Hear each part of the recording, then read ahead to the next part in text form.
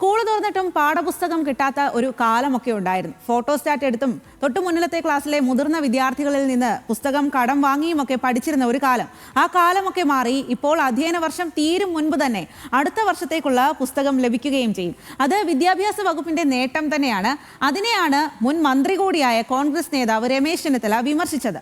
അടുത്ത ക്ലാസ്സിലേക്ക് ജയിച്ചോ എന്നറിയാതെ എന്തിനാ പുതിയ പുസ്തകം നൽകുന്നേ എന്നാണ് ചോദിച്ചത്. തുഗ്ലക് പരിഷ്കാരമെന്നും എഴുത്തോല വെച്ച് പഠിച്ച കാലമുണ്ടെന്നുമൊക്കെയാണ് ചെന്നിത്തല പറയുന്നത്. ചെന്നിത്തലയെ പോലെ ഒരു മുതിർന്ന നേതാവിൽ നിന്നും ഇങ്ങനെ ഒരു പരാമർശം വന്നത് ശരിയോ എന്നാണ് നമ്മൾ പരിശോധിക്കുന്നത്.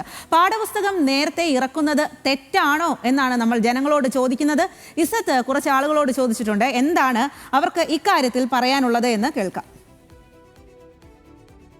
പതിവിലും നേരത്തെ പാഠപുസ്തകങ്ങൾ സ്കൂളിലേക്ക് എത്തുമ്പോൾ അത് തെറ്റോ ശരിയോ എന്ന ചോദ്യവും നിലനിൽക്കുകയാണ്. നമുക്ക് ജനങ്ങളോട് തന്നെ ചോദിച്ചറിയാം.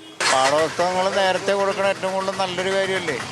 എല്ലാ പ്രാവശ്യവും ഒരുപാട് വൈകിയ സ്കൂളൊക്കെ തുറന്നു കഴിഞ്ഞിട്ടല്ലേ കൊടുക്കാറ്. ഇപ്പം നേരത്തെ കൊടുക്കണ ഏറ്റവും നല്ലൊരു കാര്യമാണെന്ന് എനിക്ക് തോന്നുന്നു. അപ്പോൾ നല്ല അഭിപ്രായമായിരിക്കും. പുള്ളി നേരത്തെ പഠിക്കൂല.